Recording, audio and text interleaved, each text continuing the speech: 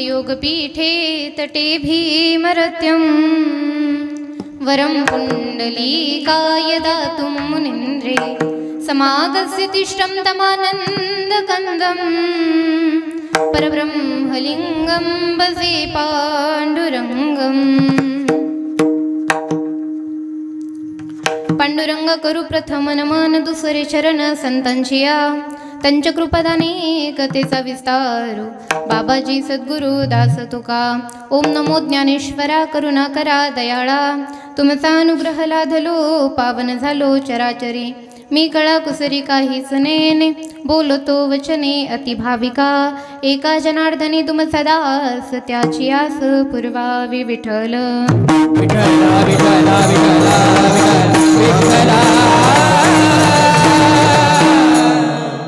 कर्पूर गौरम करुणावतारम संसार सारम भुजगेंद्रहारम सदा वसंतं हृदयारविंदे भवं भवानी सहितं नमामि ब्रह्मानन्दं परमसुखदं केवलं ज्ञानमूर्तिं ब्रह्मातीतं त्रिगुणरहितं सद्गुरुं तं नमामि गुरुर्ब्रह्मा गुरुर्विष्णु गुरुर्देवो महेश्वरा गुरुर्साक्षात् परब्रह्म तस्मै श्री गुरवे नमः। विठ्ठल विठ्ठला विठ्ठला विठ्ठला विठ्ठला विठ्ठला विठ्ठला विठ्ठला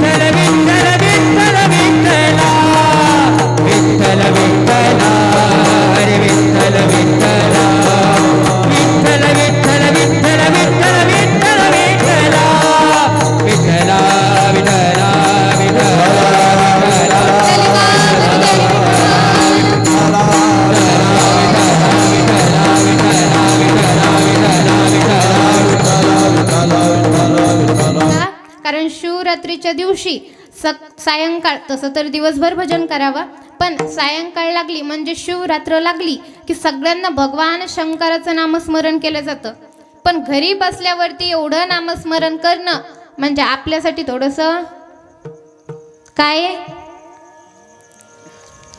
अवघड आहे का? भजन करणं कुठं अवघड आहे का महाराज? भजन करणं सोपं आहे. भजन करत असताना काळा वेळाची गरज लागत नाही. कोणत्याही वेळेला भजन करू शकतो. आमचे ज्ञानोबराय म्हणतात काळा वेळ काळ्या वेळाची गरज लागत नाही. भजन करण्याकरिता कोणत्याही वेळेला आपण भजन करू शकतो. स्वयंपाक करताना भजन करता येईल. तुम्हाला जे तुमचं काम असेल ते करताना भजन करता येईल. ते भजन सोपं आहे पण आपण करत नाही.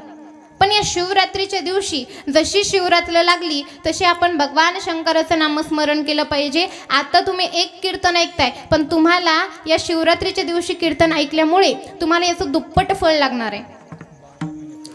त्यामुळे 12 महिन्याचं फळ आपल्याला लागत असतं. त्यामुळे इथे आपण हे जे कीर्तन महोत्सव ऐकत आहोत ते सर्वांगाचं कान करून कीर्तन ऐकायचे आणि भजन घेतल्याच्या नंतर भजन करायचे. आमच्या गावामध्ये म्हणजे गेल्या वर्षी सर्वजण बाया एकत्र येऊन आमच्या भगवान शंकराच्या तिथं नामस्मरण करायला गेल्या. मोठे मोठे असे दिवे लावायला लागल्या. 21 दिवे, कोणाचे किती किती दिवे असतात तसे दिवे लावले मस्तपैकी छान आणि सगळ्या भजन करू लागल्या. पण आमचं भगवान शंकराचं मंदिर म्हटल्यावरती गावाच्या बाहेर मंदिर. मग आता गावाच्या बाहेर मंदिर होतं. इकडे तिकडे काळाकुट्टा अंधार होता. रात्रीच्या 12 वाजता देवाचं पूजा करायची. त्याच्या अगोदर त्याला नामस्मरण करायचं होतं. मारा 8 वाजल्यापासूनच ते तिथे नामस्मरण करायला लागल्या. आमच्या घराच्या जवळ आहे पण थोडं तिकडे अंधार होता. दिवे गिवे लावलेत, सगळं झालं आणि नामस्मरण केलं सुंदर. ते भगवंताचं नामस्मरण करू लागल्या. माहिती कसं करत होत्या? तुम्हाला सांगू का कसं करत होत्या? आता हे म्हणतील तुम्ही पाठीमागे म्हणायचं. जर का तुम्ही जोऱ्याने म्हणलात तर समजायचं आमच्या गावच्या तसंच भजन करीत होत्या. जर का तुम्ही हळून म्हणलात तर समजायचं आमच्या गावच्या तसं नव्हत्या करत. चला प्रत्येकाने रेडी व्हायचे. नमः शिवाय ओम नमः शिवाय हर हर बोले नमः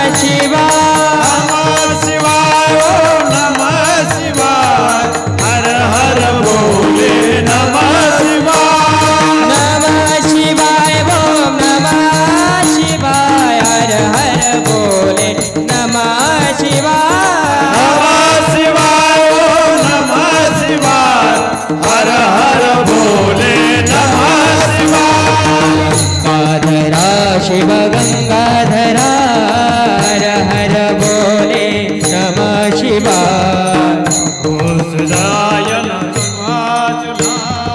हर हर भोले नमः शिवाय. वा वा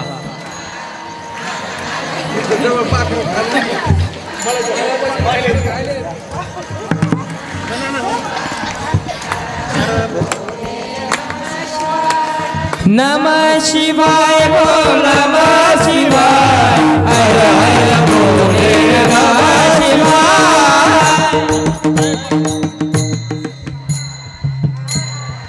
पाठीमागलच्या चष्मेले चमकायलेत म्हणा.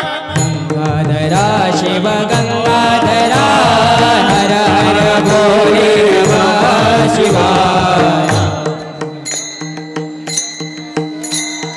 हर हर भोले जटाधरा शिव जटाधरा हर हर बोले जटाधरा.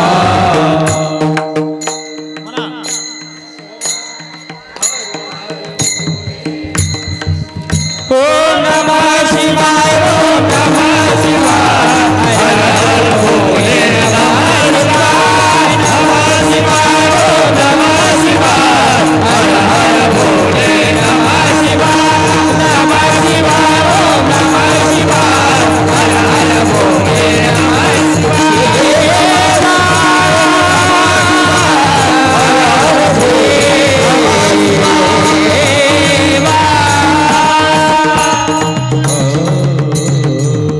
नम पार्वती पते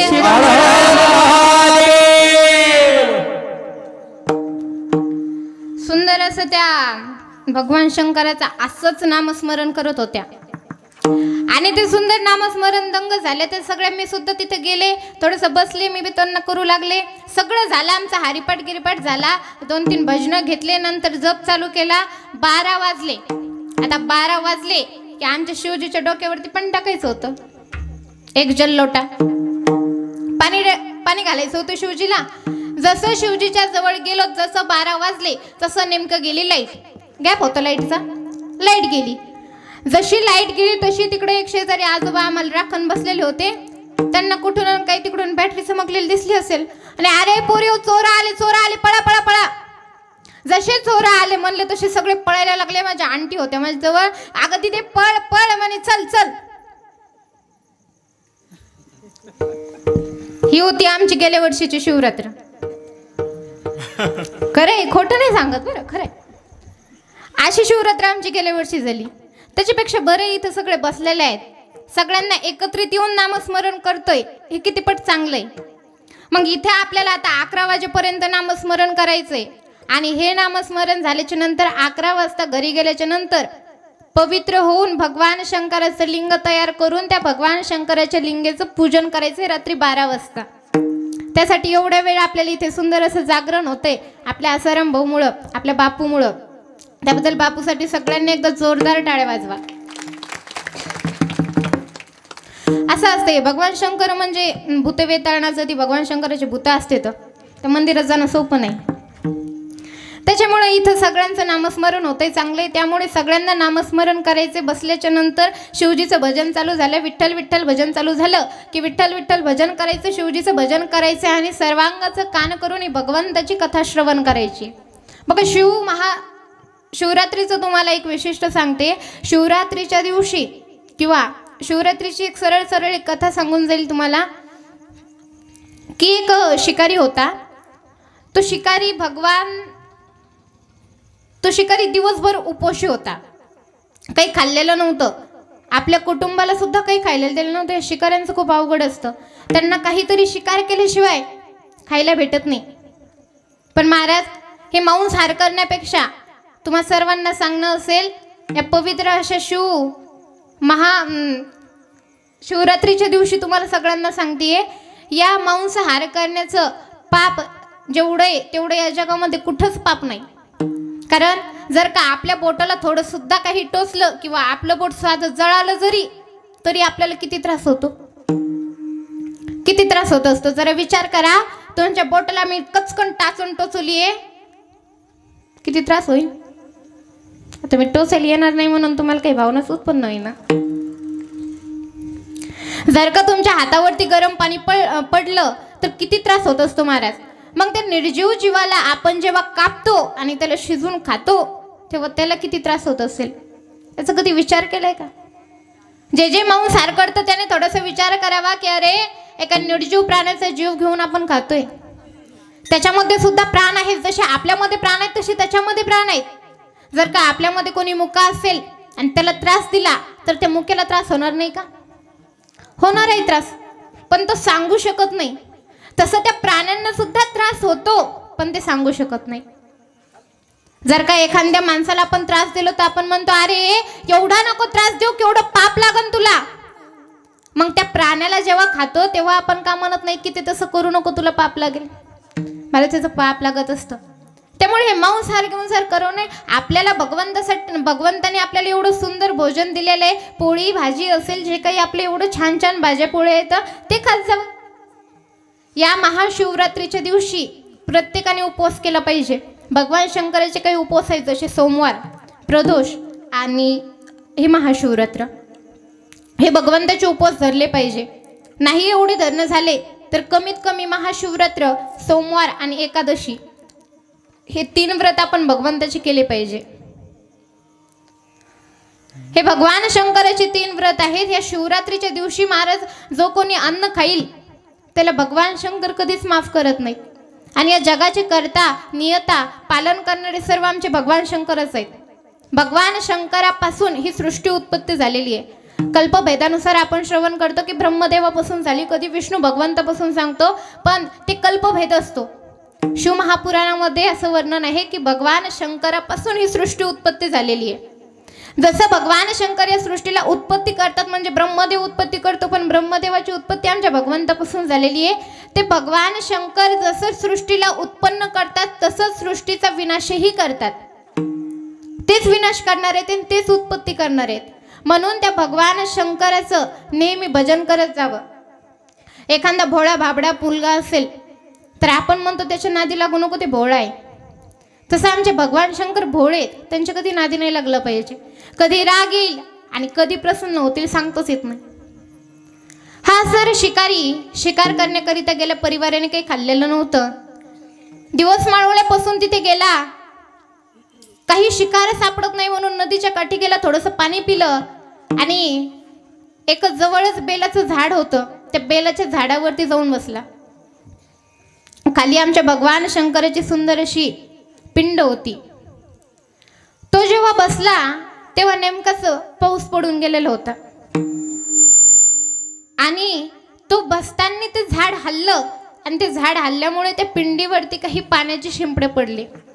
पाणी पडलं भगवान शंकराच्या पिंडीवरती. पाणी पडलं आणि चढताना एक बेलपान त्याच्याकडून तुटण्यात आलं. 1-2 बेलपान तुटले आणि ते भगवान शंकराच्या पिंडीवरती जाऊन पडले. काय झालं? बेल आणि फुल त्यांनी भगवंताला, बेल आणि पाणी भगवंताला वाहिलं आणि बसला तिथे शिकारी. कधी एखादा प्राणी येतो कधी मी त्याला मारतो म्हणून बाण लावून तिथे बसलेला आहे. बाण लावून बसलेला होता. तितक्यात एक हरिण तिथे आला आणि तो हरिण येऊन आता त्या हरिण पाणी पित होता. याने बाण लावला, जसा बाण मारणार तसं परत याच्याकडून काही पाणी त्याच्यावरती पडलं आणि एक बेलाचं पान तुटून त्याच्या पिंडीवरती ते पडलं. जसं तो बाण मारणार तसं त्या हरणाने बघितलं आपल्याला तो मारतोय. हरण बोलू लागला त्याला की बाबा मला मारू नको, माझा एवढा मोठा परिवार आहे, ते परिवाराला एकदा मला भेटून येऊ दे. माझे मुलं छोटे छोटे आहेत, त्यांना काहीतरी खाऊन येऊन देते आणि परत तुझ्याकडे येऊन मी तुझ्याच चरणी इथे थांबेल. जर का माझं जीवन तुला खाण्याकरिता येत असेल, माझं जीवन उपयोगी लागतंय, तुमच्या घरच्यांचं पोट जर का माझ्यापासून भरत असेल तर मी इथे यायला तयार आहे, पण मला एकदा माझ्या घरच्यांना भेटून येऊ दे, माझ्या परिवाराला भेटू दे, माझ्या नवऱ्याला सांगू दे, माझ्या मुलाबाळांना सांगू दे, परत मी तुझ्याकडे येईल म्हणे. सांगितलं ठीक आहे जा. त्याच्या बुद्धीमध्ये थोडासा प्रकाश पडला होता, कारण त्याने भगवान शंकराच्या पिंडीवरती पाणी आणि बेलपत्र टाकल्यामुळे त्याच्या बुद्धीमध्ये थोडेसे सद्गुण यायला लागले आणि त्या सद्गुणावरती त्याने त्या हरणाला जाऊ दिलं आता तो हरिण गेला आणि नेमकं काही काईट तिथे आला एक. तो काईट आल्याच्या नंतर याने जो बाण धरलेला होता परत त्याने बाण पाठीमागे ओढला. जसा बाण पाठीमागे ओढला तसं परत एक बेलाचं पान खाली पडलं आणि थोडंसं पाणी खाली पडलं. त्या काईटाला मारणार तितक्यात काईट बोलू लागला, अरे थांब, माझ्यासारख्या निष्पाप जीवाला मारून तुला भेटणार काय? आणि माझे मुलं बाळ तिकडे उपोषी आहेत, त्यांना खायला पाहिजे काहीतरी, रात्रीपासून उपोषी आहेत, सकाळपासून माझी वाट बघतायत, रात्र होत आली आहे, त्यांना काहीतरी खायला न्यायचंय. असं म्हणे, ठीक आहे, माझा देह तुला पाहिजे, घेऊन टाक म्हणे, काही करायचं नाही, अविनाशी देह आहे, तुला घ्यायचंय तू घे, पण त्या अगोदर मला माझ्या घरच्यांना भेटून येऊ दे, माझ्या पत्नीला सांगून येऊ दे की मी आता सोडून चाललो तुला, चांगले राहाय, मुलाबाळांची सेवा, मुलाबाळांचं सगळं रक्षण कर, त्यांना चांगलं शिकव, त्यांना मोठं कर, हे सांगून येऊ दे म्हणे मला. ठीक आहे म्हणे, जा. याला सुद्धा पाठवून दिलं त्या काईटाला. आता दोघांची वाट बघत तो तिथे बसलेला होता. दोघांची वाट बघत बसलेला असणारा घरी जाऊन ते एकमेकांशी बोलू लागले. ते सर्वांची भेट झाली. ते लेकरं, ते काईट, ते हरिण सगळे एकत्र आले आणि एकत्र येऊन ते काईट सांगू लागला, मला एक शिकाऱ्याने पकडलेलं आहे, त्या शिकाऱ्याला जाऊन मला माझा देह समर्पित करायचा आहे. मुलांनो, तुम्ही चांगलं राहा. पत्नीला सांगितलं, मुलांचं चांगलं सांभाळ कर. पत्नी बोलू लागली की म्हणे मला सुद्धा एका शिकाऱ्याने पकडलेलं आहे, मला सुद्धा त्याच्याकडे जायचंय. दोघांना लक्षात आलं की हा शिकारी एकच आहे. तिने सांगितलं, मी या जगातून गेल्याच्या नंतर आपल्या मुलाबाळांचं तुम्ही रक्षण करू शकता, पण जर का तुम्ही या जगातून गेला तर मी माझ्या मुलांचं रक्षण कसं करू? आपण म्हणतो की नवऱ्याच्या अगोदर बाई जायला पाहिजे, पण नवऱ्याच्या अगोदर जर का बाई गेली तर नवऱ्याचे बेहाल होतात. आता बाईचं म्हटल्यावरती एखाद्या वेळेस स्वयंपाक हाताने करून खाईल, काहीतरी करेल, पण माणूस म्हटल्यावरती महाराज स्वयंपाक हाताने करून खायचा, धुणं वगैरे हाताने धुवायचं. आता सुनबाईनं काढून दिल्यावर काय करणार? अवघड असतं ना. आपण म्हणतो नवऱ्याच्या अगोदर आपण जायचं, पण त्यांचं तेवढं अवघड होतंय. आणि तू जर का गेलीस तर माझं हे सगळं कोण करेल? काय करू? आपण दोघं पण जाऊ, आणि दोघं गेल्यावर मुलांचं कोण रक्षण करेल? मुलं म्हणायला लागले, पप्पा, आई, तुम्ही दोघं जाताना आम्ही राहून काय करायचं, आम्हाला पण येऊ द्या. म्हणे असे, ठीक आहे, चला म्हणे आपण चौघेही जाऊ. चौघे जण निघाले आणि त्या शिकाऱ्याकडे जाऊन ते शिकाऱ्याला म्हणतात, आमचा सर्व परिवार आम्ही तुला समर्पित करतोय, आम्हाला खाऊन टाक. नाही म्हणे, आम्हाला तुझ्या घरी नाही, शिजव, खाऊन टाक, काय करायचं तर कर, पण काय कर, माझ्या पत्नीच्या अगोदर मला काप, माझा शिकार कर आणि नंतर माझ्या पत्नीचा कर. पत्नी म्हणायला लागली, नाही नाही नाही, त्यांच्या अगोदर माझा शिकार करा. आणि त्या दोघांच्या अगोदर ते मुलं म्हणायला लागले, नको नको नको, अगोदर आमचा करा, नंतर आमच्या आई वडिलांचं करा. या परिवाराचं प्रेम बघून त्याच्या मनामध्ये भावना उत्पन्न झाली आणि त्या सर्वांना त्याने सोडून दिलं, या सर्वांना सोडून दिलं. पण याचा 3 प्रहराचा भगवंताचा अभिषेक झालेला होता, त्यामुळे भगवान शंकर त्याच्यावरती प्रसन्न झाले आणि भगवान शंकर प्रसन्न होऊन त्याला साक्षात भेट द्यायला आले. बघा, त्याच्याकडून सहज भगवंताची पूजा घडली होती. सकाळपासून काही शिकार सापडला नाही म्हणून काही शिकार केलेलं नव्हतं, काही खाल्लेलं नव्हतं, आणि उपवाशी पोटी त्याने भगवंताचा तेवढा अभिषेक केला 3 प्रहराचा. त्यामुळे स्वयं भगवान शंकर त्याला भेटण्याकरिता आले. म्हणे, बघता, मी तुझ्यावर प्रसन्न झालोय. देवा, तुम्ही माझ्यावर प्रसन्न व्हायचं कारण काय? मी केलं काय? जीवनामध्ये मांसाहार करतो, नाही नाही ते पाप करतो, आणि तू माझ्यावर प्रसन्न झाले? हा म्हणे, मी तुझ्यावर प्रसन्न झालोय, काय मागायचे मागून घे. सांगितलं, देवा मला काही नको, कारण मी कसलंच पुण्य केलेलं नाही, जीवनभर पाप केलेलं आहे. सांगितलं, बघता, तू खूप सुंदर अशी माझी पूजा केली, त्याबद्दल मी तुला वरदान देतो की ज्या वेळेस माझे प्रभू रामचंद्र, ज्या वेळेस माझे स्वयं प्रभू, माझे आराध्य या पृथ्वी तलावरती अवतार घेतील, तेव्हा स्वयं माझे राम प्रभू तुला भेटण्याकरिता येतील. आणि तोच असणारा शिकारी पुढच्या जन्मामध्ये निषाद म्हणून जन्माला आला, आणि त्याच निषादाला आमचे प्रभू रामचंद्र भेटायला गेले. ही शिवमहापुराण, ही शिवरात्रीची कथा आहे. बघा, या शिवरात्रीच्या कथेवरनं आपल्याला कळतं की भगवान शंकराची शिवरात्रीची पूजा किती महत्त्वाची आहे. प्रत्येकाने ही शिवरात्रीची पूजा केली पाहिजे. जसं 12 ज्योतिर्लिंग आहेत. त्या 12 ज्योतिर्लिंगाची पूजा म्हणजे 12 ज्योतिर्लिंग आपल्या हाताने मातीने करावेत आणि त्याची पूजा करावी. नाही आपल्याला 12 ज्योतिर्लिंग करता आले तर एक ज्योतिर्लिंग करून त्याची विधिवक्त पूजा करावी. पूजा कशी करायची तुम्हाला सर्वांना माहीतच असेल, कारण आता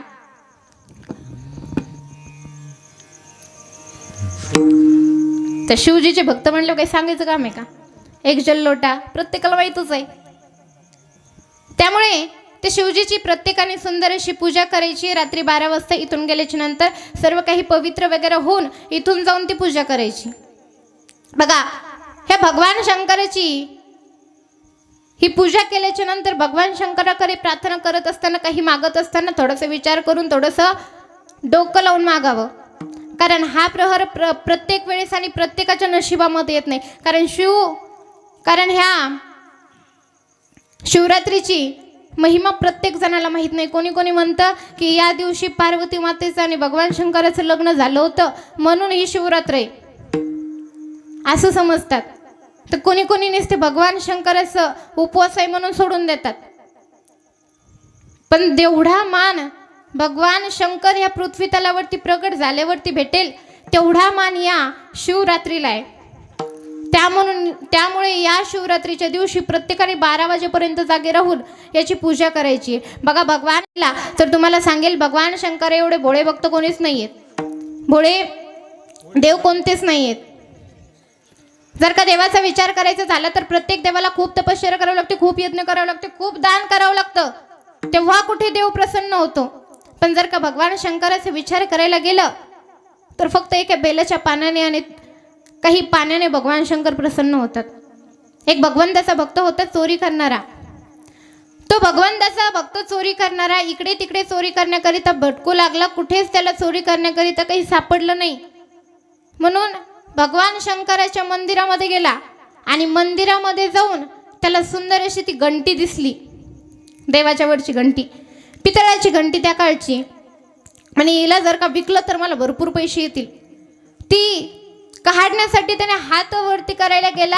हात वरती केला तरी सुद्धा त्याला घेता येईना. इकडे तिकडे बघतो काही उभा राहिला आहे का, काही उभा राहायला सापडत नाही. म्हणून स्वयं आमच्या भगवान शंकराच्या पिंडीवरती तो उभा राहिला आणि पिंडीवरती उभा राहून तो ती घंटी तोडणार तितक्यात तिथे आमचे भगवान शंकर प्रकट झाले. कर्पूर गौरम करुणावतारम संसार सारम भुजगेन्द्रहर सदा वसन्तं हृदयारविन्दे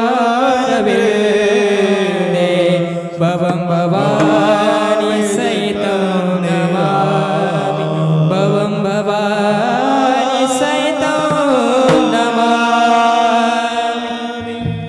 सुंदर असे भगवान शंकर तिथे प्रगट झाले आणि प्रसन्न होऊन म्हणतात, अरे भक्ता, मी तुझ्या प्रसन्न झालोय.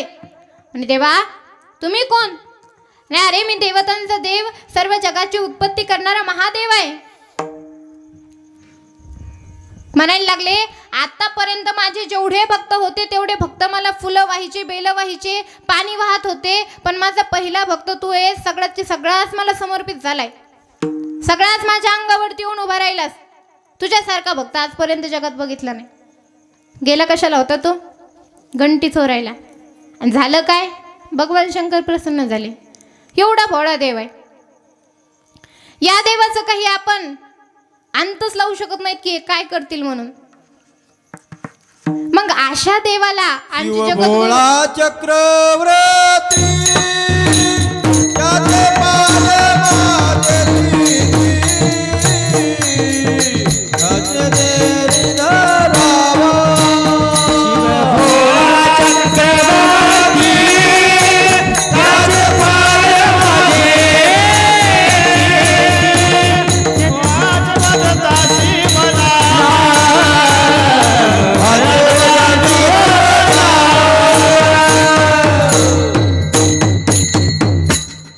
भोळा चक्रवर्ती, भोळा आमचा असणारा महादेव आहे. आमचे जगद्गुरु तुकोबराय म्हणत आहेत की अशा देवाला आपण काय केलं पाहिजे? जवळ केलं पाहिजे, आपलंसं केलं पाहिजे. हेच महाराज अभंगाच्या प्रथम चरणाद्वारे सांगतात. आपुला तो एक देव करुणी घ्यावा, आपुला तो एक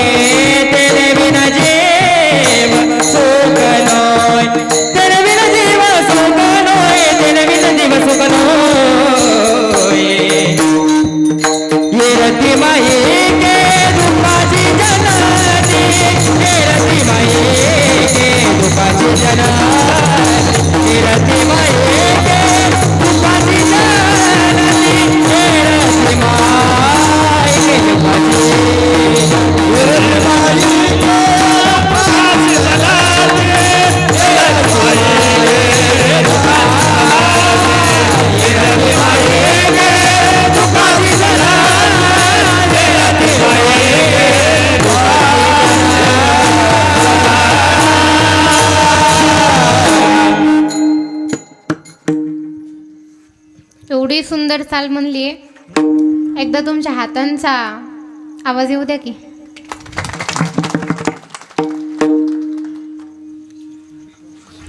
आपुला तो एक देव करून घ्यावा, तेने विन जीवा सुख नये.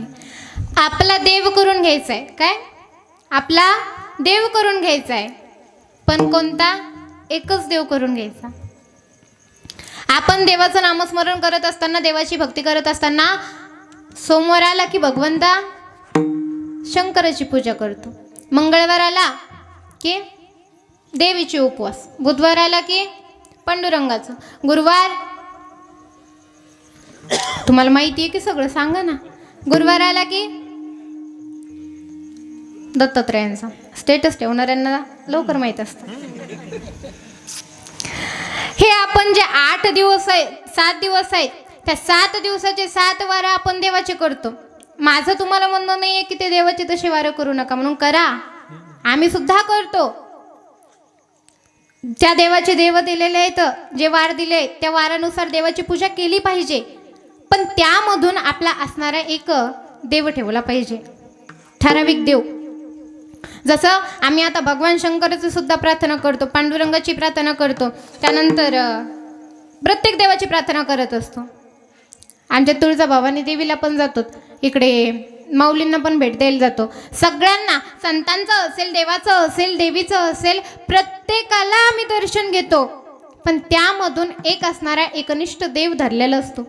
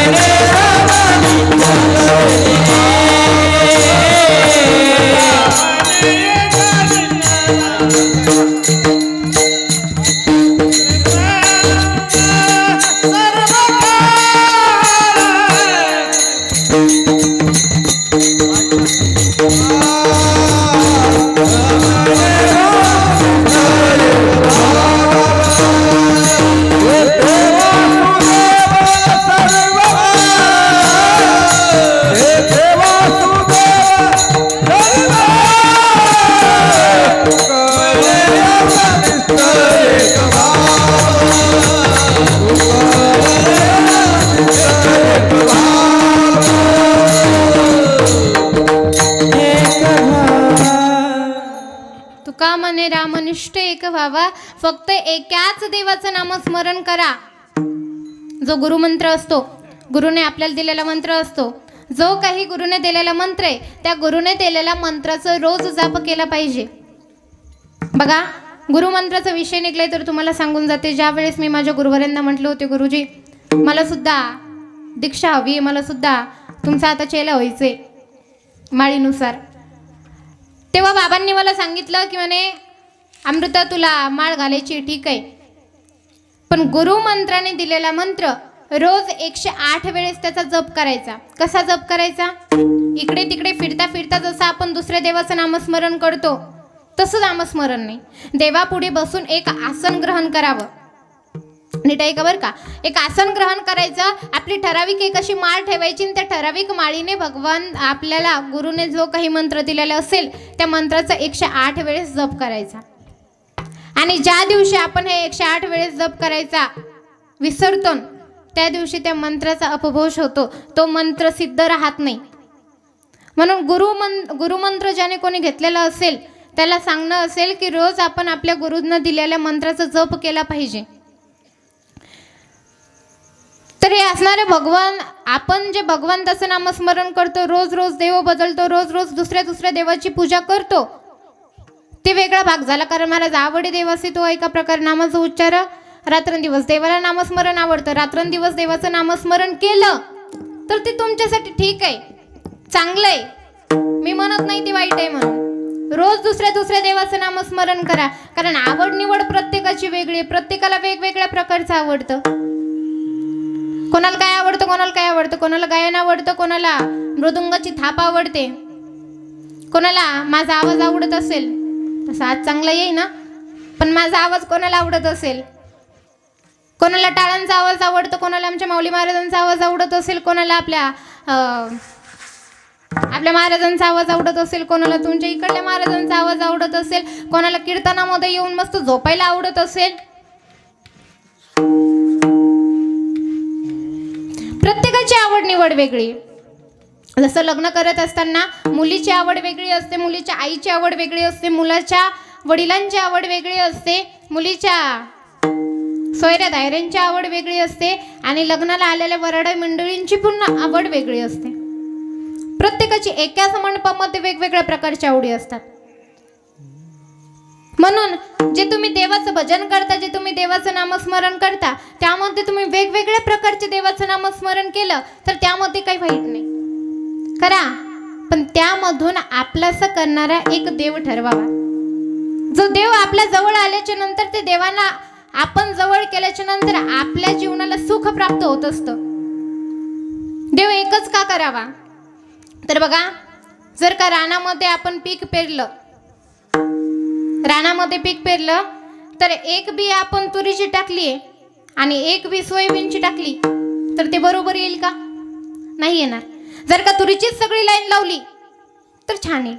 जर का सोयाबीनचीच पूर्ण शेत केलं तेवढं तर ते बरोबर येईल. पण त्याच जागी जर का मधामध्ये दुसरे झाडं घातले तर ते झाडांना उगायला त्रास होईल. तसं देवाचं नामस्मरण करत असताना एकनिष्ठतेने एकाच देवाचं नामस्मरण करावं. पांडुरंगाचं नामस्मरण करत आहात, आमच्या पांडुरंग परमात्म्याचंच नामस्मरण करा. भगवान श्रीकृष्णाचं नामस्मरण करत आहात, भगवान श्रीकृष्णाचीच एकाग्रतेने भक्ती करा. देवाला भक्तीच पाहिजे महाराज. देवाला काय पाहिजे? देव भक्तीचाच तर भुकेला आहे. देवाकडे काही नाही, प्रत्येक गोष्ट आहे पण देवाकडे भक्ती नाही. थोर प्रेमाचा भुकेला हाच दुष्काळ आहे देवाला.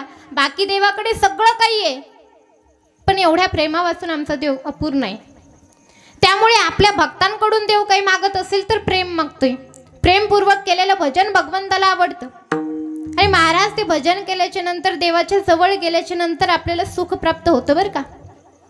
काय म्हणते? सुख प्राप्त होत असतं. मग तुम्ही म्हणाल सुखच जर का प्राप्त करायचं असेल तर हे भजन करून आणि पूजन करूनच काय उपयोग? संसारिक गोष्टीमध्ये आम्ही कितीतरी सुख प्राप्त करून घेऊ शकतो. लग्न केल्याच्या नंतर सुख भेटणार आहे, मुलगा झाल्याच्या नंतर सुख भेटणार आहे, अफाट संपत्ती कमवली सुख भेटणार आहे. पण जगद्गुरु तुकोबाराय अभंगाच्या दुसऱ्या चरणाद्वारे सांगतायत की हे सगळं सुख कसं आहे? हिरथे माईका दुखाते जरते माईका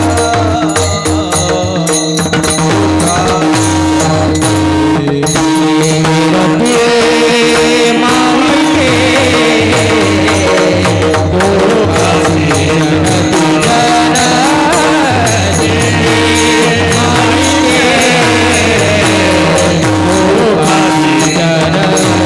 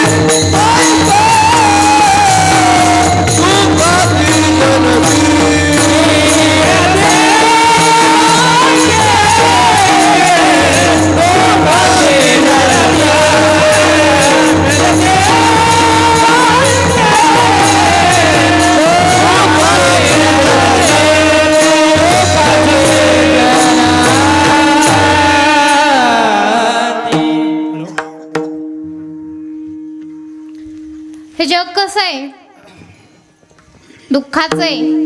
याच्यात किती जरी सुख शोधायचा प्रयत्न केला तरी सुद्धा शेवटी दुःखच सापडणार आहे. या जगामध्ये सुख शोधण्यासाठी लोक नाही ते करतात, नाही ते प्रयत्न करतात, दिवस रात्र एक करून पैसे कमवतात. कशासाठी? आम्हाला सुख भेटेल. बरोबर. आज तुम्ही शेतामध्ये एवढं काम करताय कशासाठी? सुख भेटावं म्हणून.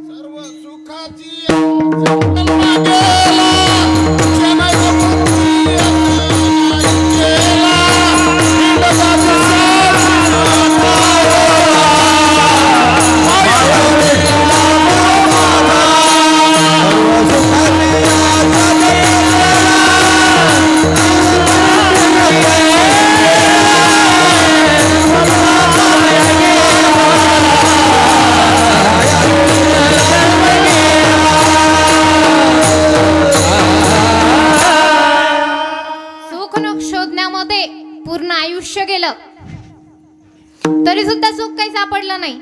आज म्हाताऱ्या आजीबाईंना विचारावं, आजीबाई संसारात किती सुख भेटलं, किती सुख भेटलं आजीबाई? हे आवाज येणं म्हणजे सुख भेटलं का? नाही भेटलं. जर का सुख भेटलं असतं तर आवाज आला असतं की. सुख नाही भेटलेलं महाराज. किती जरी सुख शोधायचा प्रयत्न केला, किती जरी प्रयत्न केला तरी दुःख सुद्धा बांधवाडी आहे हा संसार, दुःख बांधवाडी आहे हा संसार, दुःख बांधवाडी आहे हा संसार, दुःख बांधवाडी सुखाचा विचार नाही कोणी, सुखाचा विचार नाही कोणी, दुःख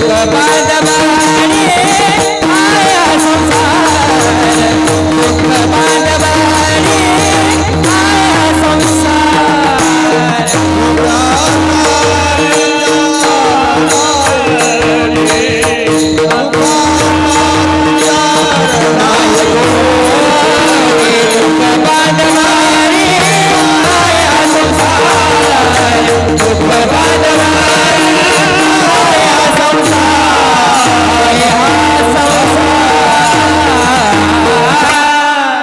दुःख बांधवडी आहे हा संसार, सुखाचा विचार नाही कुठे. सर्व दुःखाचं आहे. जेवढं सुख प्रयत्न, जेवढं सुख भोगायचा प्रयत्न करताल त्याच्यापेक्षा दुप्पट दुःख भेटतं.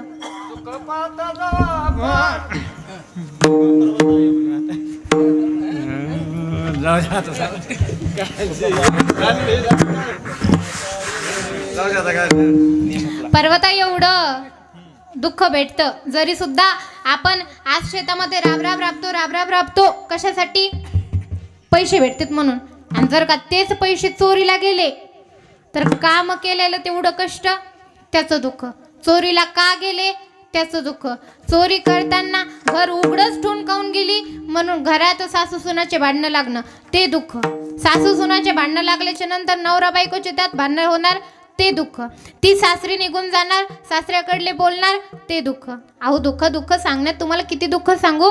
सगळं संसारच दुःखमय आहे. दुःख मोळा चौकडे रिंगाला, संसार दुःख मोळा चौकडे रिंगाला, विश्रांती नाही मोठे विश्रांती नाही मोठे रात्र दिवस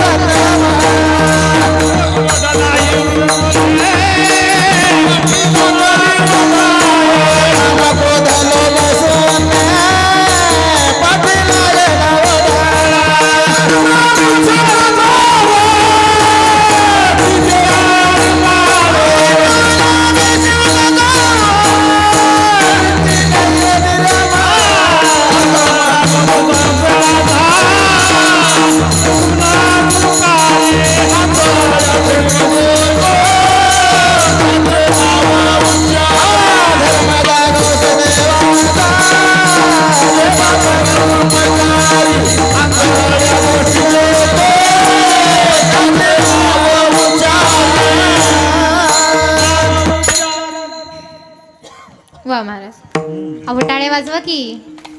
बघा, जर का एखादी चाल गोड लागली तर हाताने सुंदर अशा टाळ्या वाजवाव्यात. आणि टाळी वाजवायची सांगितले 2-3 बायांना नाही वाजवायत. पाठीमागले जेवढा बसलेत का तेवढ्याने वाजवायत.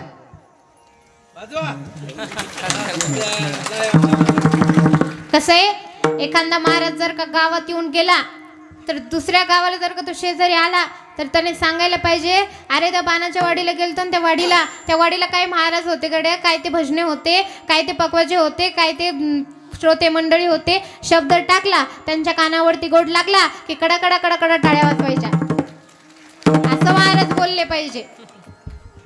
म्हणजे महाराज गावात आला, महाराजांनी कीर्तन कितीही चांगलं केलं, थोडंसं त्याच्यात चुकलं की तुम्ही नाव घ्यायला सज्ज असतात, पण तुमचं सुद्धा नाव कुठेतरी निघतं याचा तुम्ही कधी विचारच केला नाही. हे गुपित तुम्हाला सांगून जाते, तुमचं सुद्धा नाव महाराजांमध्ये निघत असते.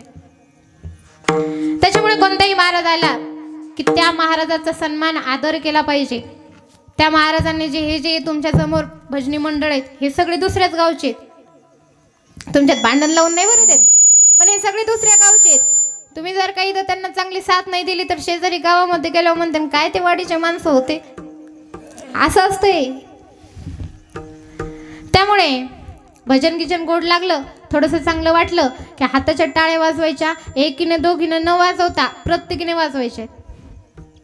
बघा, या संसारामध्ये सुख जर का कुठे शोधायचं असेल तर भगवंताच्या नामस्मरणामध्ये सुख शोधावं. कारण संसारामध्ये राहावंच लागतं प्रत्येक जणाला.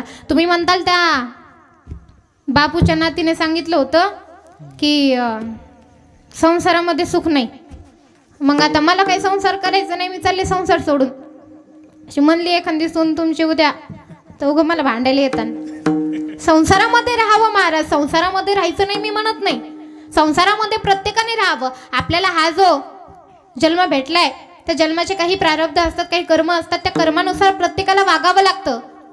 जे आपल्या भाग्यामध्ये जे असतं ते आपल्याला स्वीकारावं लागतं. जर का आपल्या भाग्यामध्ये विवाह करायचा असेल तर आपल्याला विवाह करावाच लागतो. आपल्या भाग्यामध्ये त्याच व्यक्तीशी विवाह करायचा असेल तर त्याच व्यक्तीशी करावं लागतं. लग्न करत असताना आपण इकडे तिकडे तिकडे इकडे एवढं शोधतो, पण जिथे आपलं भाग्य आहे, जिथे आपली गाठ असेल तिथंच आपल्याला जावं लागतं.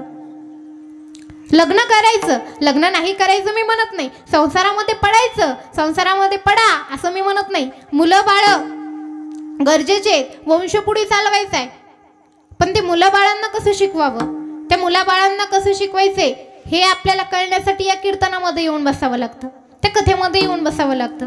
देवाचं भजन कशासाठी करायचंय, देवाचं पूजन कशासाठी करायचंय, संसारामध्ये राहून काहीतरी आपल्याकडून पुण्य व्हावं म्हणून इथे यायचंय. आमचे जगद्गुरु तुकोबरायांनी महाराज संसार केलाय, पण संसारामध्ये राहून अलिप्त राहिलेत. नामदेवरायांनी संसार केला, एकनाथ महाराजांनी संसार केला. संत संसार करून गेले, पण कसा संसार केला? भोगही नको त्यागही नको, भोगही घेतला नाही आणि त्यागही केला नाही, असा संसार केला. तसंच आपण सुद्धा केलं पाहिजे. संसारामध्ये राहायचं, संसारी असावे आसोनी नसावे, संसारी असावे आसोनी नसावे, संसारी असावे, संसारी कालोळे संसार, संसारी असावे आसोनी नसावे, संसारी असावे आसोनी नसावे, संसारी असावे, असली संसारे, संसारी असावे, असली संसारे.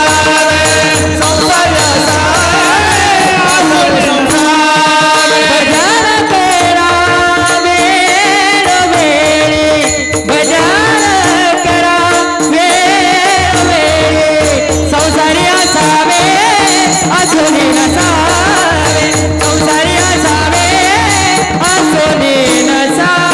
भजन करावे वेळोवेळा, भजन करावे वेळोवेळा, संसारी असावे, असली संसारे, संसारी असावे, असली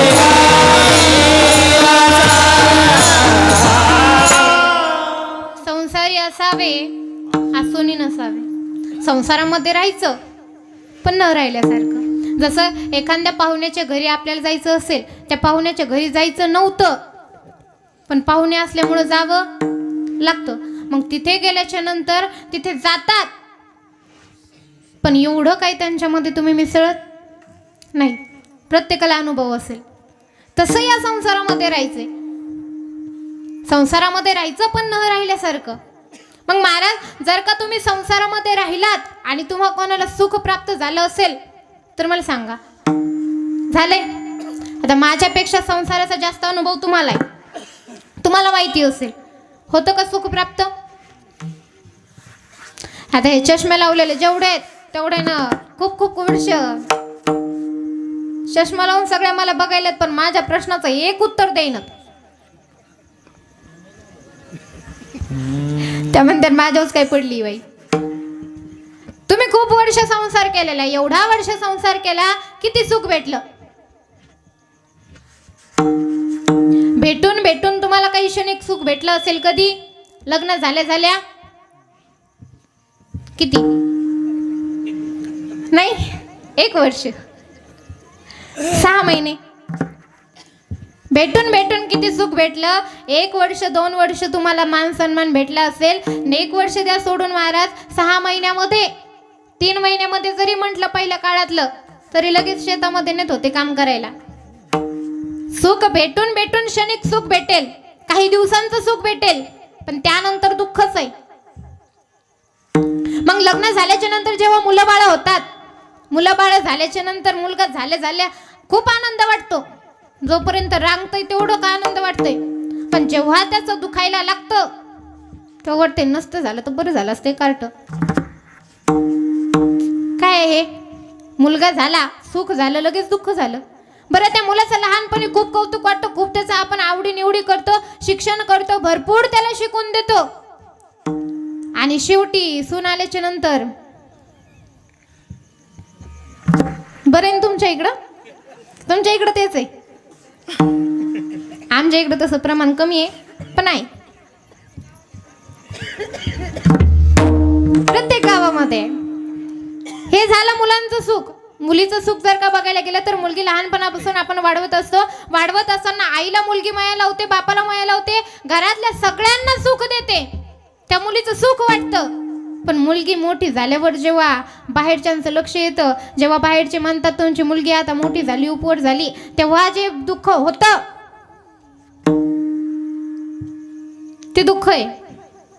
मुलगी खूप आनंद देते, पण मुलगी दुःख सुद्धा तेवढंच देते.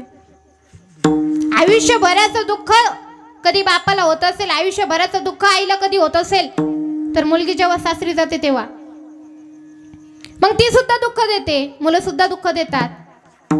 मग हे मुलं बाळ होऊन काही उपयोग आहे का? पण जर का तेच मुलं सत्कार्यामध्ये गेले, भगवंताच्या या नामस्मरणामध्ये गेले, तर महाराज खूप सुख आहे. आपल्या मुलगा जर का कीर्तन करत असेल, आपला मुलगा कथा करत असेल, आपला मुलगा मृदुंग वाजवत असेल, गायन करत असेल, आपला मुलगा परमार्थामध्ये गेलेला असेल, तर त्या आई वडिलांना जो अभिमान वाटतो, त्या आई वडिलांना जे सुख प्राप्त होतं,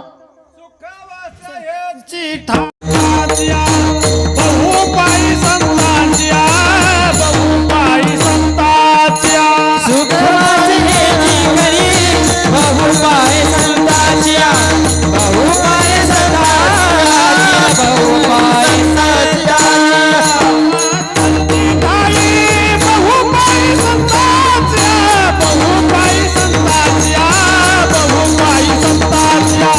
बहुपाई संतांच्या, बहुपाई संतांच्या,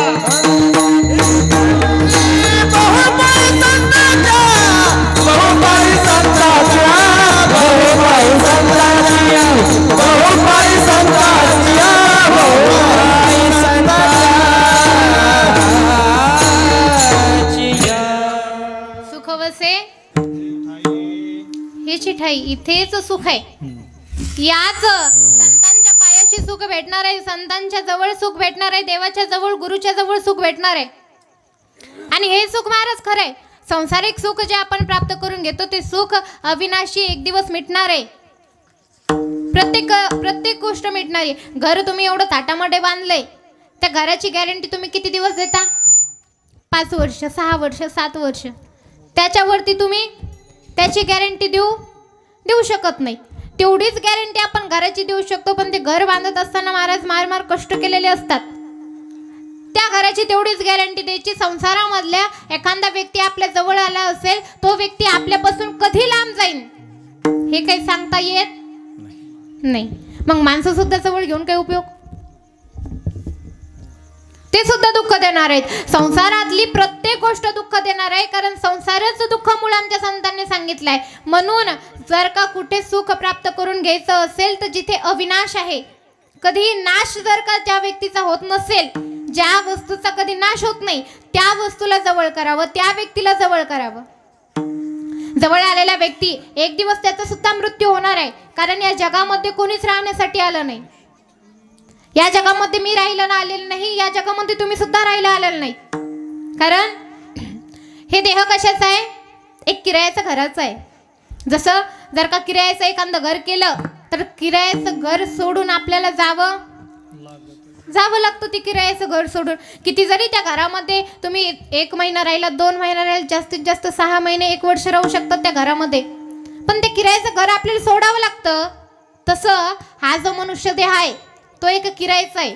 जिंदगी एक किराए का घर है, जिंदगी किराए का घर है, एक ना एक दिन बदलना पड़ेगा, एक ना एक दिन बदलना पड़ेगा, एक ना एक दिन बदलना पड़ेगा. जिंदगी एक किराए का घर है, जिंदगी एक किराए पड़ेगा, एक ना एक दिन बदलना पड़ेगा. जब तुझको आवाज देगी मौत, जब तुझको मौत, जब तुझको आवाज देगी, घर से बाहर निकलना पड़ेगा, घर से बाहर निकलना पड़ेगा, घर से बाहर निकलना पड़ेगा. एक किरायाचं घर आहे. थंडीनं थोडा लेट करंट होतो पण होतो. जिंदगी एक किराए का घर है. या जिंदगी ही जे आयुष्य आहे हे किरायाचं घर आहे, याला सोडून जायचंय. बरं, हे देह सोडून तर जायचंय, पण या जगामध्ये या संसारामध्ये कोणी कोणाचं नाही, कोणीच कोणाचं नाहीये. पत्नी असो, मुलं असो, आपली आई, आपले वडील असो, आपली आई असो, किंवा आपली आजी असेल, आपले आजोबा असतील, कोणीच कोणाचं नाहीये. कोणी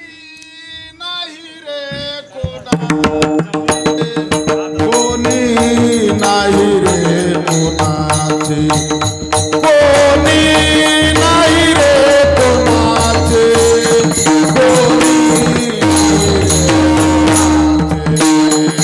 कोणी नाही रे कोणाचे, कोणी नाही रे कोणाचे, कोणी नाही रे कोणाचे, कोणी नाही रे कोणाचे. शेवटी एकले पायाचे, शेवटी एकल्या राजाचे, नाही रे कोणाचे, कोणी नाही रे कोणाचे, कोणी नाही रे कोणाचे, कोणी नाही रे कोणाचे. कोणी नाही रे कोणाचे, कोणी नाही रे कोणाचे, कोणी नाही रे कोणाचे,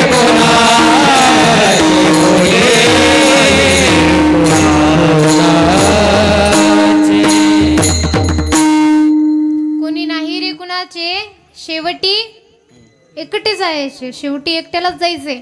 नाही कुणाचे कोणी, तुझे नव्हे रे कोणी. प्राण्या मायेचा बाजार. मेल्या मागे सर्व राहिले तुटतील धागे दोरे. मेल्याच्या नंतर जेवढं तुमचं नातं होतं असेल ते सगळं इथेच राहून जातं. बायको असेल ती बायको दाराच्या उंबरट्यापर्यंतच येते, त्याच्या पुढे त्या बायकोला कोणी येऊ देत नाही. सोयरे दायरे जे असतील ते स्मशानभूमीपर्यंत येतील, आणि स्मशानभूमीपर्यंत येऊन तिथं जेव्हा जाळतेत तेव्हा एकट्यालाच जाळतेत, सोबत कोणाला घेत नाही. एखाद्या नवरा बायकोचं खूप एकमेकांवर प्रेम असतं. नवरा मेला म्हणून बायको तिच्या चितावरती जाऊन, नाही महाराज, कोणी नाही जात. एखाद्या मुलाचं आईवर खूप प्रेम असतं. आई गेली म्हणून मुलगा काही दिवस तिचं रडगाणं करेल, काही दिवस रडेल, काही करेल, पण गेले की गेले, त्यांचा कोणी विचार करत नाही. म्हणून या जगामध्ये कोणी कोणाचं नाहीये. शिवाय देह जाणार आहे. जो जाणार आहे त्याला कधी जवळ करावं नाही. जो अविनाशी आहे, कधी नाश न पावणार आहे, त्याला जवळ करावं. महाराज अभंगाच्या 3ऱ्या चरणात. अविनाश करी आपुली आईचे, अविनाश करी आपुली आईचे, अविनाश करी आपुले आईचे, अविनाश करी आपुले आईचे, अविनाश करी आपुली आईचे, अविनाश करी आपुली आईचे, अविनाश करी आपुले आईचे, अविनाश करी आपुले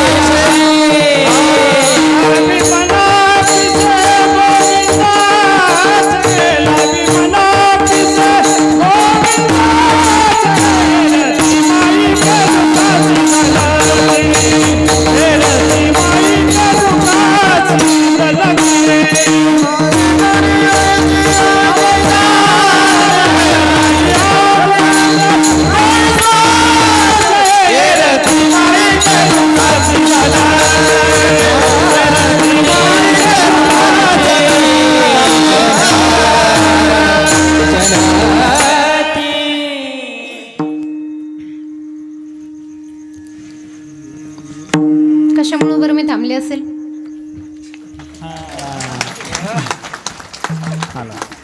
अर्ध्याच जणीने वाजवले की. प्रत्येक जणीने मोठ्याने टाळ्या वाजवा. कोणासाठी? एवढे जे कलाकार इथे आलेत, एवढ्या थंडीमध्ये आलेत, त्याबद्दल त्यांच्या टाळ्या वाजवा असं तुम्हाला सांगते. तुम्ही थंडीमध्ये आलात, स्वयंपाक गिंपाक करून चादर गिदर अंगावर घेऊन आलात, पण इथं उभा राहणाऱ्याचे कोणाचे सांगावं तुम्हाला चादर दिसणार नाही, कोणी स्वेटर घातलेलं दिसणार नाही. त्यामुळे त्यांच्यासाठी टाळ्या वाजवा म्हटलं. बघा, अविनाशी असणाऱ्या देवाला जवळ करावं, कारण देव कधी नाश पावत नाही. देव आपल्या भूतकाळामध्ये सुद्धा होता, देव भविष्यमान काळामध्ये सुद्धा आहे, आणि देव येणाऱ्या काळामध्ये सुद्धा राहणार आहे, आणि या वर्तमान काळामध्ये सुद्धा भगवंत आहे. भगवंताचं अस्तित्व आहे म्हणून आपण सर्व आहोत. कारण प्रत्येकाच्या हृदयामध्ये भगवंताचं अस्तित्व आपल्याला बघायला भेटतं. फक्त ते बघण्याची ताकद आपल्यामध्ये असायला हवी. जसं जर का भगवंताचं विराट रूप बघण्यासाठी अर्जुनाला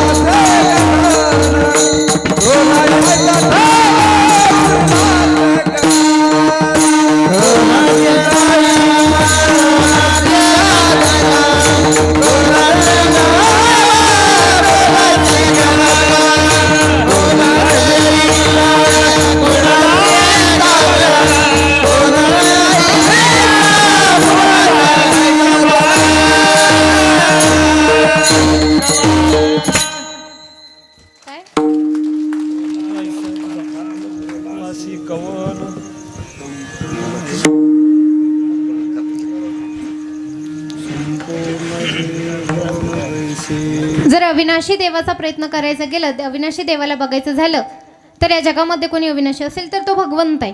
तो भगवंताचं अस्तित्व सदैव टिकवणारा आहे, सदैव देव राहणार आहे. म्हणून त्या अविनाशी देवाला जवळ करावं. कारण एखाद्या व्यक्तीला जवळ केलं, तो व्यक्ती सोडून गेला की त्याचं दुःख त्याचं दुःख होतं. पण जर का देवाला एखाद्या वेळेस आपण धरलं, देवाला जवळ केलं, तर देव तो कधी आपल्याला सोडून जात नाही ना, आपण सुद्धा देवाला कधी सोडून जात नाही. एकदा का देवाने आपला हात धरला, फक्त आपल्याला देवाला एक बोट द्यायची गरज आहे बघा. जर का आपण देवाला आपलं बोट धरायला दिलं तर देव लगेच आपला हात धरतो. आणि एकदा का देवाने हात धरला की मग तो देव आपला हात कधी सोडत नाही. फक्त त्या देवाच्या भजनामध्ये तल्लीन व्हावं. त्या देवाचं, त्या गोविंदाचं मन, आपलं मन त्या गोविंदामध्ये लावावं. आपलं मन त्या भगवंताच्या नामस्मरणामध्ये लावावं. कसं मन लावावं सांगू? थोडक्यामध्ये सांगून जाईन, कारण आपल्याला वेळ कमी राहिलाय. मन कसं लावायचं? जसं आमच्या मीराबाईंनी भगवंताविषयी मन लावलं होतं. कसं लावलं होतं? मीराबाईंनी ज्या वेळेस भगवंताविषयी मन लावलं होतं, हातामध्ये चिपळ्या घ्यायच्या, पायामध्ये सुंदर असे त्यांचे घुंगरू बांधलेले होते आणि भगवंताचं नामस्मरण करत दारोदार फिरायच्या आणि काय म्हणायच्या? मेरी लगी श्याम संग प्रीत, मेरी लगी शाम संग प्रीत, ये दुनिया क्या जाने, ओ क्या जाने कोई क्या जाने, क्या जाने कोई क्या जाने, मुझे मिल गया मन का मीत, ये दुनिया क्या जाने, मुझे मिल गया मन का मीत, दुनिया क्या जाने. मोहन के सुंदर सूरतिया, मोहन के सुंदर सूरतिया, छवि बने मेरे मन मूर्तिया, छवि बने मेरे मोहन मूर्तिया. ओ मुझे मिल गया मन का मीत, दुनिया क्या जाने, मुझे मिल गया मन का मीत, दुनिया क्या जाने.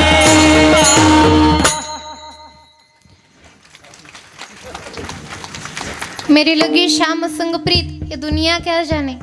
जिकडे तिकडे फिरायच्या. ज्यावेळेस त्यांचे आई वडील म्हणायचे की मीरा बस झाला, आता काय करते, चल लग्नाचं वय झाले, लग्न वगैरे करून घे, तेव्हा म्हणायच्या माझं लग्न माझ्या भगवंतासोबत, माझ्या गोविंदासोबत झालंय. असं नामस्मरण केलं पाहिजे, असं देवाचं भजन केलं पाहिजे, त्यामध्येच तल्लीन झालं पाहिजे. तो देवच एक आपला आहे हा विचार केला पाहिजे. ज्यावेळेस आमच्या मीराबाई भजन करायच्या त्यावेळेस आमच्या राजाला राग आला की अरे आता किती वेळ तू भजन करणार. तिला समजावून सांगायचा प्रयत्न केला, समजावत नव्हती. खूप समजावलं, तू एका राजाची मुलगी आहेस, असं इकडं तिकडे फिरणार म्हणजे 4 लोक माझ्याविषयी चर्चा करतील. खूप समजावलं. काही दिवस जेवायला दिलं नाही, काही दिवस त्यांना अंधाऱ्या खोलीमध्ये कोंडून ठेवलं, काही दिवस त्यांना खूप त्रास दिला, पण काहीच होत नव्हतं. तेव्हा राजाने आमच्या मीराबाईंना विष दिलं. विष दिलं महाराज. रानाने विष दिया मानोमृत पिया, रानाने विष दिया मानामृत पिया, रानाने विष दिया मानामृत पिया, कोई न दोषे वो मिल गए,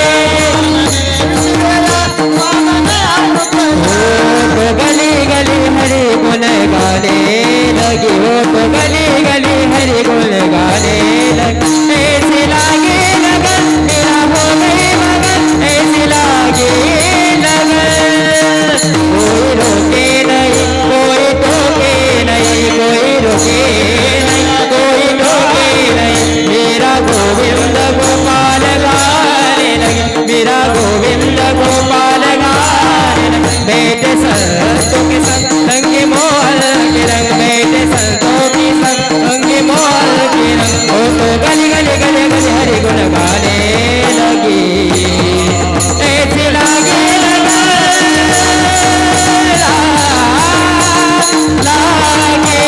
लागे लगन मेरा हो गए मगन, ऐसे लागे लगन, ऐसे लागे लगन मेरा हो गए मगन, ओ तो गली गली हरि गुण गाने लगी. ऐसे लागे लगन.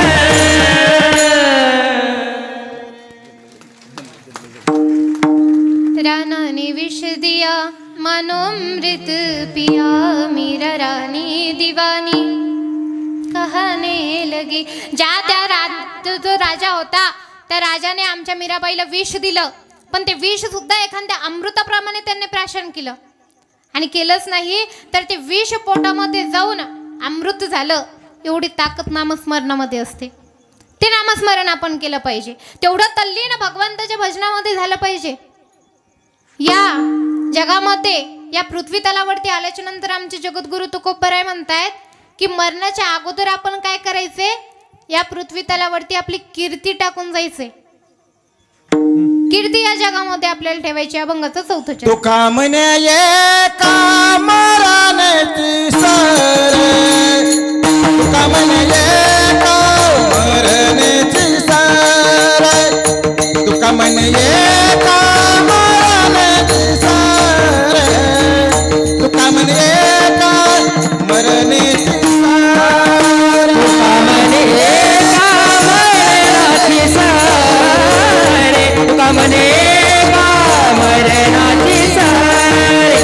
तुका म्हणे एका मरणाची सर, तुका म्हणे एका मरणाची सर, तुका म्हणे एका मरणाची सर, तुका म्हणे एका मरणाची सर, तुका म्हणे एका मरणाची सर, तुका म्हणे एका मरणाची सर, तुका म्हणे एका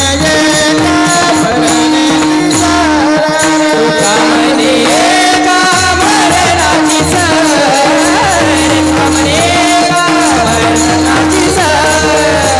तुका म्हणे एका मरणाची सर, तुका म्हणे एका मरणाची सर, तुका म्हणे एका मरणाची उत्तम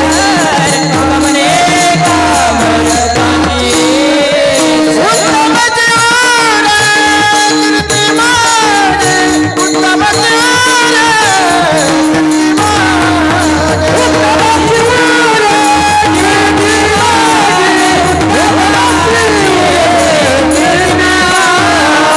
माझे, उत्तम जीवन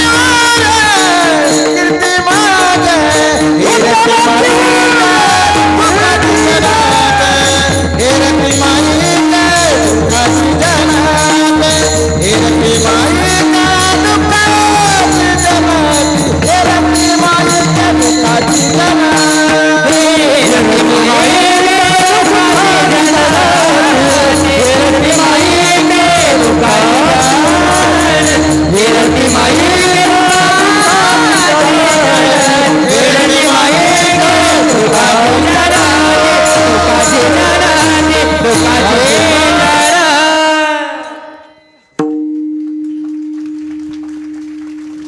तुका म्हणे एक मरणाची उरे, तुका म्हणे एक मरणाची सरे, उत्तमची उरे कीर्ती मागे. मरण्याच्या अगोदर आपण आपल्या या जगामध्ये काहीतरी कीर्ती टाकून गेलं पाहिजे. मग जर का कीर्तीचा विचार करायला गेलं तर आज कितीतरी जणांची कीर्ती या जगावरती उरलेली आहे. कितीतरी जणांची कीर्ती जर का आपल्याला पृथ्वी तलावरती आपली ठेवायचीच असेल तर किती जणांची ठेवल्या जाते, कशी सांगू का? काही गावात काही चमचे असतात बघा, काही वरणातले असतात, काही तुपातले असतात, काही भाजीतले असतात, काही गावातले असतात. जसे गावातले जे चमचे आपण बघायला गेलं तर ते गावातले चमचे काय असतात, इथेच कीर्तनामध्ये बसलेले असतात. एकदा कीर्तनात त्यांच्यावरची अशी नजर टाकावी आणि परत इकडं नजर करून तिकडे टाकावी तर ते दुसऱ्या कोपऱ्यामध्ये दिसतात. ते असतात गावातले चमचे. ते गावातले चमचे जर का बघायला गेले तर त्यांची कीर्ती महाराज जेवढी या जगावरती उरते तेवढी कीर्ती कोणीच ठेवत नसेल. त्यांची जी कीर्ती उरत असते ती कीर्ती आपल्याला ठेवायची नाही. कोणती ठेवायची सांगू? जर का आपण देशाची सेवा केली, आज जर का वीर सैनिक आपण बघितले, देशभक्त बघितले, देशभक्त म्हणजे आपल्यासारखे झेंडे लावायचे वंदे मातरम म्हणायचे, हे देशभक्त नाही. या देशभक्तांचा बोलत नाहीये. कोणत्या देशभक्तांचा? आपल्यासाठी वीर सैनिक जे आपल्या बॉर्डरवरती आपल्यासाठी लढत आहेत, जे आपल्यासाठी तिकडे आहेत, त्या सैनिकांचं बोलते. ते सैनिक जर का तिथे शहीद झाले तर त्यांची कीर्ती आपल्याला आपल्या गावामध्ये बघायला भेटेलच. आपल्या गावामधलं जर का एखादा वीर सैनिक तिकडे गेलेला असेल आणि दुर्दैवाने जर का त्याची तिकडे तो शहीद झाला तर सर्व गावामध्ये एक नाही, दोन नाही, तीन नाही, कितीतरी पिढ्या त्यांचं नाव घेतलं जातं. ही कीर्ती महाराज जगा पाठीमागे उरवायची. देशाची भक्ती केल्याच्या नंतर आपली कीर्ती मागे उरते. भगवंताचा सत्संग केल्याच्या नंतर, भगवंताचं नामस्मरण केल्याच्या नंतर जगावरती कीर्ती उगत असते. जगावरती आपली कीर्ती राहत असते. भगवंताचं चिंतन केल्यावरती राहते. या महाराष्ट्रामध्ये जर का आपण विचार करायचा गेलं तर बऱ्याच जणांची कीर्ती उरलेली. जसं आमच्या छत्रपती शिवाजी महाराजांचा जर का विचार करायचा गेला तर त्यांची कीर्ती या जगामध्ये उरलेली आहे. त्यांच्यासारखा राजा या जगामध्ये कोणी होऊन गेला नाही आणि कधी होणारही नाही. एकच राजा इथे जन्मला शिवनेरी किल्ल्यावर, एकच राजा इथे जन्मला शिवनेरी किल्ल्यावर. छत्रपती शिवाजी महाराज की जय. माझ्या देवाचं, माझ्या राजाचं, माझ्या देवाचं नाव गाजतंय गड किल्ल्याच्या डगरावर. माझ्या राजाचं नाव गाजतंय गड किल्ल्याच्या डगरावर.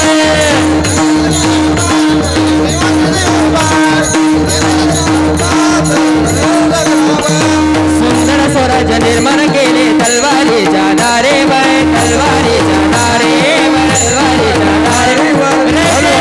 वार जळले आपल्या निद्रेचा देवर, आपल्या निद्रेचा देवर. प्राणपणाने लढले मावळे बळच त्या राजावर, प्राणपणाने लढले मावळे बळच त्या राजावर.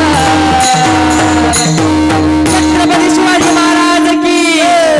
माझ्या देवाचं, माझ्या राजाचं, माझ्या देवाचं नाव गाजतंय गड किल्ल्याच्या डगरावर. माझ्या राजाचं नाव गाजतंय गड किल्ल्याच्या डगरावर. माझ्या देवाचं नाव गाजतंय गड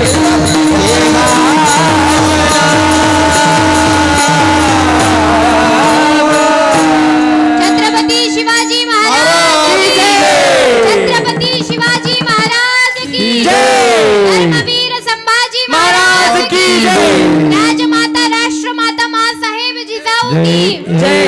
हर हर महादेव, हर हर महादेव. सगळे तर माईक मधलेच बोलले, तुम्ही बोललात काय मला कळालंच नाही. सकाळपासून महाराज उपवास धरलेला आहे. काय ओरडायले मलाच माहिती, पण तुम्ही काय तुमचं तोंड हलवायला. आमच्या छत्रपती शिवाजी महाराजांचा आता वेळ झाला की. छत्रपती शिवाजी महाराजांसारखे राजे या पृथ्वी तलावरती कधी होऊन गेले नाही. आज आपण म्हणतो राजे तुम्ही परत या. काय म्हणतात जे मावळ्यांचा आपण रील्स वगैरे बघतो ते मावळे काय म्हणतात, राजे तुम्ही परत या, तुमची गरज आहे पृथ्वी तला. हो, आपल्या पृथ्वी तलावरती आपल्या राजाची गरज आहे. आपले राजे जन्माला यावेत, पण माझं राजांना सांगणं असेल, राजे तुम्ही तेव्हाच जन्माला या जेव्हा या पृथ्वी तलावरती अगोदर जिजामाता जन्माला येतील. ज्या वेळेस या पृथ्वी तलावरती जिजामाता जन्माला येतील तेव्हाच तुम्ही या पृथ्वी तलावरती या. कारण जर का आपल्याला आमच्या शिवाजी महाराजांसारखा राजा घडवायचा असेल तर अगोदर आमच्या जिजामातासारखे त्याला संस्कार द्यावे लागतील. त्या मुलांना अगोदर संस्कार द्यावे लागतील. आमच्या जिजामाता ज्या वेळेस त्यांना डोहाळे होत होते, ते डोहाळे सुद्धा त्यांना शस्त्रास्त्रांचे व्हायचे, ते डोहाळे सुद्धा त्यांना युद्धाचे होत होते. तेव्हापासून त्यांनी आमच्या राजावरती संस्कार दिलेले होते. त्यानंतर राजे जेव्हा जन्माला आले, ज्या वेळेस मुलाबाळांचं खेळायचं वय असतं, छोट्या छोट्या गोष्टींना ते खेळतात, तेव्हा आमचे राजे तलवारीशी खेळत होते. तेव्हापासून ते युद्ध कसं करायचं शिकलेत. आणि महाराज आपले मुलं ज्या वयामध्ये पबजी खेळतात, ज्या वयामध्ये मुलींच्या नादी लागतात, त्या वयामध्ये आमच्या राजांनी स्वराज्य जिंकलं होतं. आपले मुलं त्या वयामध्ये काय करतायत हे बघायचं आणि आमच्या राजांनी काय केलं होतं ते बघायचं. म्हणून जर का राजांना जन्माला यायचं असेल तर राजांना सांगणं असेल, राजे जेव्हा आमच्या जिजामाता जन्माला येतील तेव्हाच तुम्ही जन्माला या. आजच्या मावळ्यांचं जर का, क्षमा करून तुम्हाला सर्व मावळ्यांना बोलते, मावळ्यांना, पण जर का राजांना तुम्हाला जन्माला घालायचं असेल तर महाराजांसारख्या मावळ्यांची ती दाढी वगैरे वाढवणं, ते चंद्रकोर वगैरे लावणं, महाराजांसारखे कपडे घालणं, सगळे केस त्यांच्यासारखे वाढवणं म्हणजे महाराजांचं मावळं झालं, यातली भाग नाही. महाराजांचा जर का मावळा व्हायचा असेल तर अगोदर स्त्रीचा आदर करायचा. कारण आमच्या राजांनी अगोदर स्त्रीचा आदर कसा करायचा हे आमच्या मावळ्यांना शिकवलं होतं. मावळ्यांना सांगितलं होतं, आपण स्वराज्य जिंकू नाही जिंकू तो विषय नंतर झाला, पण आपल्या या महाराष्ट्रातल्या, आपल्या या स्वराज्यातल्या स्त्रिया सुरक्षित राहिल्या पाहिजे, त्या स्त्रियाचा आदर आपण अगोदर करायचे. हे महाराजांनी शिकून गेलेले. आपल्या पत्नीशिवाय कोणत्याच स्त्रीकडे वर नजर करून बघायची नाही, हे आमच्या महाराजांची शिकवण होती. आपल्या आईशिवाय, आपल्या बहिणीशिवाय कोणत्या मुलीला आपण दुसऱ्या भाषेने बोलायचं नाही, दुसऱ्या भावनेने बोलायचं नाही, ही शिकवण राजांची होती. महाराज ज्याने स्त्रीमध्ये ताई पाहिली तो मुक्ताईचा ज्ञाना झाला, ज्याने स्त्रीमध्ये ताई पाहिली तो मुक्ताईचा ज्ञाना झाला, ज्याने स्त्रीमध्ये पत्नी पाहिली तो सीतेचा राम झाला, ज्याने स्त्रीमध्ये पत्नी पाहिली तो सीतेचा राम झाला, आणि ज्याने स्त्रीमध्ये आई पाहिली तो जिजाऊचा शिवबा झाला, तो जिजाऊचा शिवबा झाला. त्यामुळे एकतर परस्त्रीमध्ये आपण आई बघावी किंवा आपली मोठी बहीण बघावी, हे पहिला नियम आहे मावळे व्हायचा. त्यामुळे जर का राजांचा मावळा व्हायचा असेल तर स्त्रीचा आदर करायचा अगोदर शिका. आणि नंतर स्टेटस टाका राजा तुम्ही पुन्हा जन्माला या म्हणून. जर का राजांसारखं व्हायचं असेल तर त्यांच्या मावळ्यांच्या अगोदर संस्कार काय होते हे लक्षात घ्यायचं. आता इथे जर का तुम्हाला छत्रपती शिवाजी महाराजांच्या मावळ्यांचं सांगायला गेले तर आमचे मावळेच तिकडे मार वट्यावर बसलेले आहेत. त्यांच्यापासून माझा आवाजच चालला का नाही काय माहिती. फोनमध्ये बघायलेत, फोनमध्ये बघताना ही पुढची बोलायली काय कीर्तनकार याच्याकडे त्यांचं लक्ष नसेल तर माझं मावळ्यांवर भाषण देऊन उपयोग काय. इथे बसलेले आपले सर्व आदरणीय एवढे मोठमोठे वडिलांच्या माझ्या वयाचे आहेत, आजोबांच्या वयाचे आहेत, त्यांना मी काय सांगणार. माझी तेवढी अधिकारी वाणीही नाही. हां, माझ्या मावळ्यांना मी सांगू शकते पण ते समोर येऊनच बसलेले नाही. त्यामुळे त्यांना सांगता मला नाही येत पण तुम्हाला सांगते. तुमच्या मुलांना संस्कार कसे द्यायचे. मुलांना पहिले तर संस्कार द्यायचे की स्त्रीचा आदर कसा करायचा. आईच्या हातामध्ये असता आपला मुलगा चांगल्या मार्गाने जाणार आहे की आपला मुलगा वाईट मार्गाने जाणार आहे. मुलाची 10वी व्हायच्या अगोदरच विचार करायचा मुलगा कोणत्या मार्गाला जातोय. आजच्या आईचं असं म्हणणं आहे की 10वी पर्यंत मुलाला चांगलं राहू द्यावं आणि 10वी झाली की याला झोपव शिक्षणात. अरे पण 10वी झाल्यावरती तो आपल्या हातातून गेलेला असतो. त्याला किती जरी आपण हातामध्ये त्याला किती जरी व्यसन घालायचा प्रयत्न केला तरी ते एकदा मार्क बैल सुटलेला तो सुटलेलाच असतो. किती त्याला व्यसन घातलं तरी ते जवळ येत नाही. त्यामुळे मुलांना संस्कार देत असताना लहानपणापासून संस्कार दे की प्रत्येक स्त्रीला आईप्रमाणे प्रत्येक स्त्रीला आपल्या बहिणीप्रमाणे मान. जगामध्ये जगत असताना प्रत्येक व्यक्तीशी माणुसकीने वाग. प्रत्येक जणाला मदत कर. प्रत्येक जणाची आदर कर. मोठ्याल्यांचा आदर करण्याचा आज आपल्या मुलांना शिकवणं खूप महत्त्वाचं आहे. आपल्या मुलींना शिकवायची गरज आहे की कपाळावरती गंध लाव म्हणून. आज मुलींना सांगावं लागतं कपाळावर गंध लाव. एवढीशी टिकली लावतात ती टिकली आहे का नाही ती दिसत नाही. कोण आपल्या सुना दिसत नाही. डोक्यावरती पदर आहे का नाही ते दिसत नाही. आपल्या गावामध्ये तसे सगळ्यांनी घेतलेले. आपल्या गावाला सोडून बोलते बरं का मी तुम्हाला काही बोलत नाही.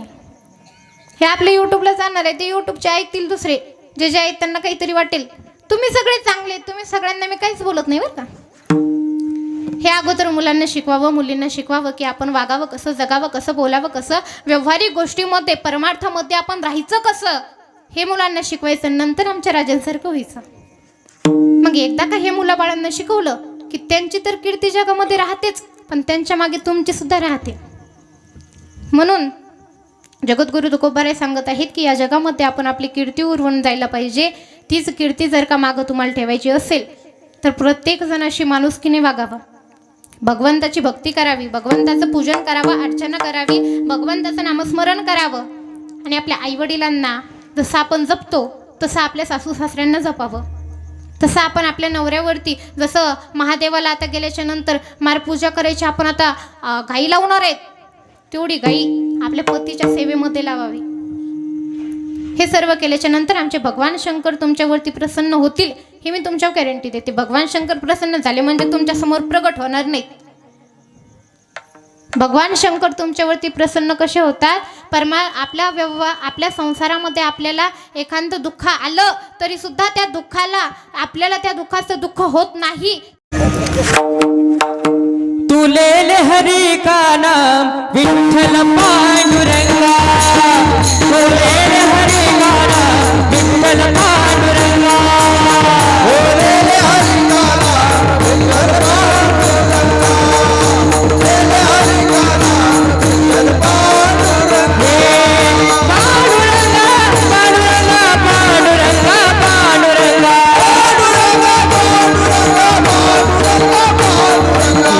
पांडुरंगा पांडुरंगा पांडुरंगा पांडुरंगा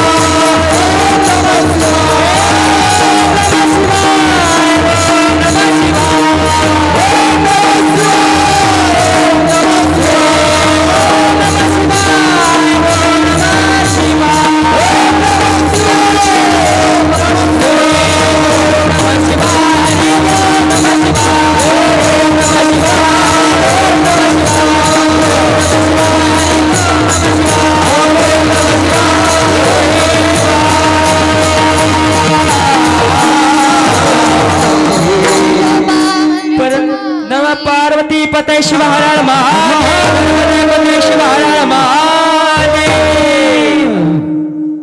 विठोबा विठोबार कुमार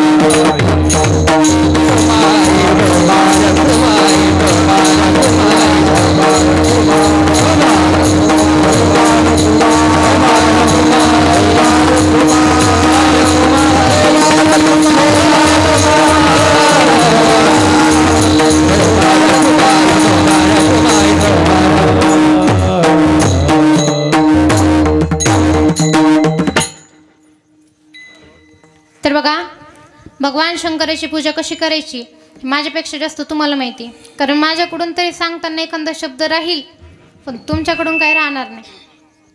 भगवान शंकराची पूजा करण्याच्या अगोदर मी तुम्हाला सांगणार नाही की कशी कशी पूजा करायची, कारण हे काय आपलं शिवपुराण नाही तुम्हाला सगळं सांगायला, पण थोडंसं तुम्हाला थोडक्यामध्ये सांगेल. भगवान शंकराच्या पूजेचे काही नियम सांगते. बघा, भगवान शंकराची पूजा करत असताना आसन ग्रहण करून अगोदर आपल्या कपाळाला भस्म लावून नंतर भगवान शंकराची विधिवक्त पूजा करायची आहे.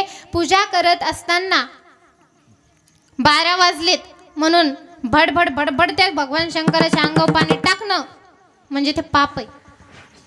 आता भगवान शंकराला पाणी घालायचंय, त्याच्या अंगावर भडभड भडभड टाकल्यावर त्या देवाला काहीतरी त्रास होत असेल ना, त्या देवाच्या त्रासाचा विचारच करायचा नाही. 12 वाजलेत, माझी पहिली पूजा देवाला गेलीच पाहिजे म्हणून तिथं जाऊन अगोदर बसून हे सगळं करणं म्हणजे चुकीचं आहे.